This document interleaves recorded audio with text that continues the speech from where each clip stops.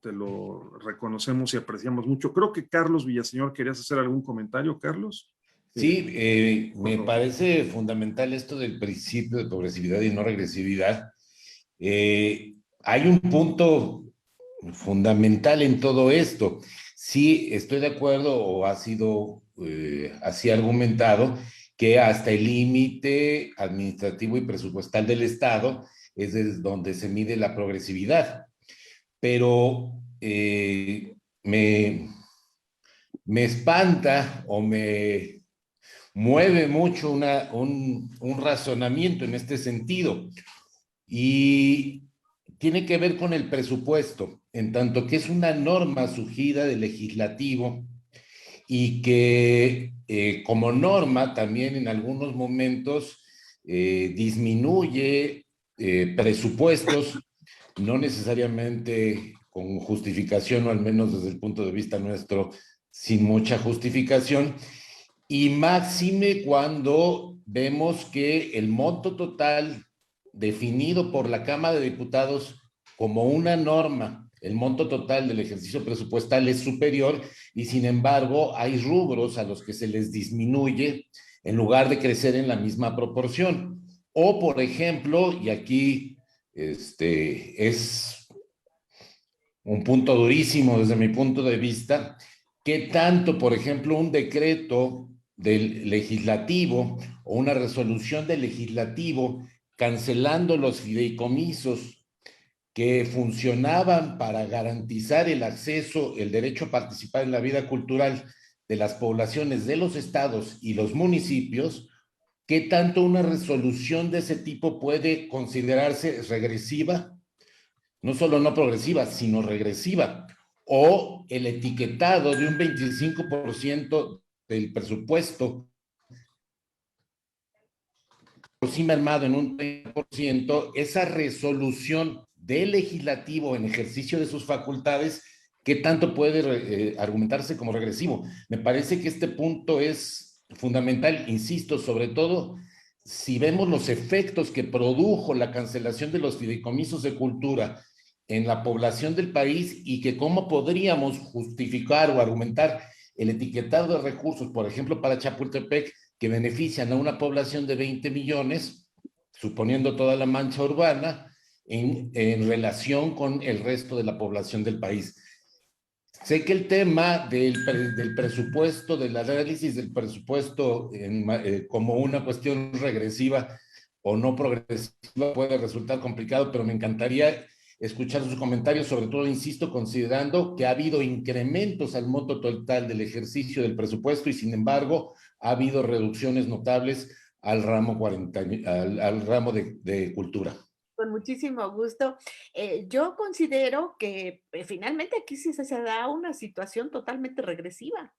Totalmente regresiva. Si partimos que aquí, según el análisis que realiza la Suprema Corte de Justicia de la Nación, ya tenemos un núcleo esencial, que es el presupuesto o la cantidad establecida en estos fideicomisos con los que se parte de su existencia.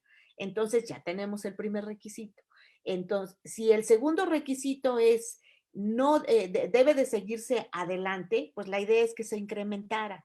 Si no se pueden incrementar por razones económicas, presupuestales, que puede aducirse muy bien hoy, situaciones pandémicas y una serie de circunstancias que a lo mejor pudieran pretextar el no progresar estos niveles, cuando menos sería sostenerlos. Eso sería el sostener este núcleo esencial al que se ha referido la Corte. Pero el hecho ya de que se suprima, estamos hablando de una regresividad. Estamos hablando de un problema no solamente que no se cumple con la progresividad, sino que se está regresando a una situación donde se suprime el derecho. No se limita, se suprime. Se suprime. Entonces yo creo que eso pues sí es realmente grave.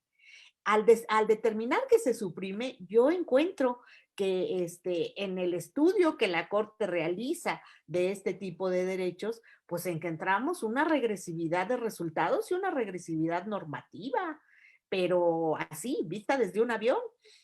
Entonces, ¿qué es lo que sucede? ¿Qué es lo que sucede? Bueno, pues finalmente la regresividad de resultados pues se está dando. ¿Por qué? Porque en efecto está existiendo una menor satisfacción generalizada de ese derecho.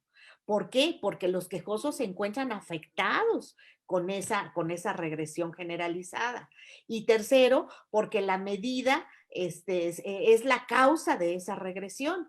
Ahora, en cuanto a a la regresividad normativa, pues es verdad que puede hacerlo simple y sencillamente con el establecimiento de una norma en sentido contrario, y esto es suficiente para determinar que se da la regresividad normativa.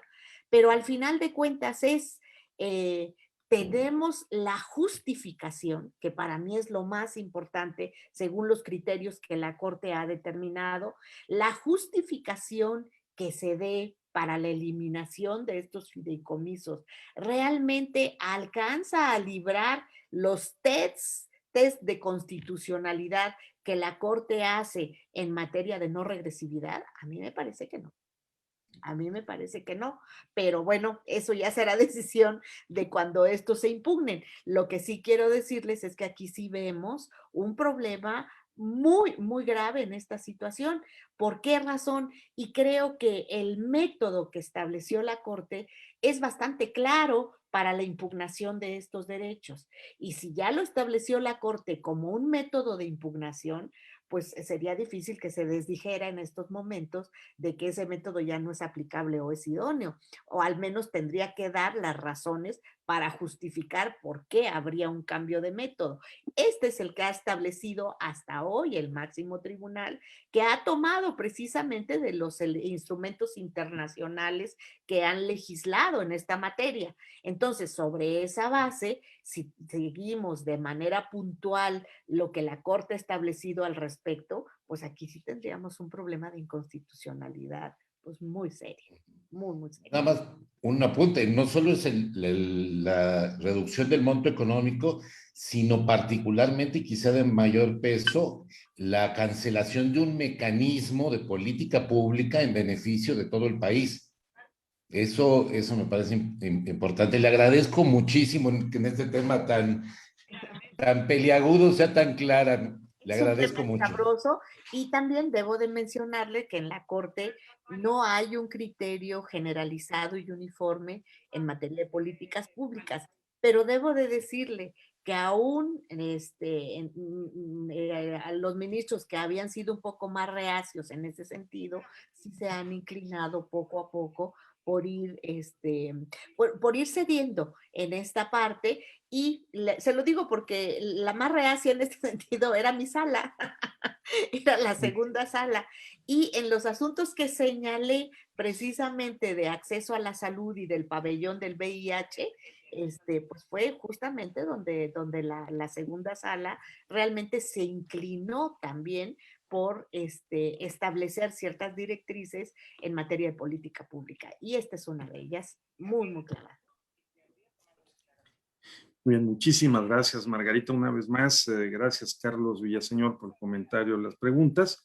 Te apreciamos en lo que vale, Margarita, que vale mucho, ¿no? Que hayas destinado este tiempo a esclarecer y precisar estos aspectos, con lo cual te extendemos una invitación permanente para que nos acompañes en otros ejercicios y nos ayudes a esclarecer tópicos que son como este que estamos tocando bastante sensibles y de criterio jurídico, digamos, muy, muy preciso, ¿verdad? Que hay que diseccionar con cuidado los casos.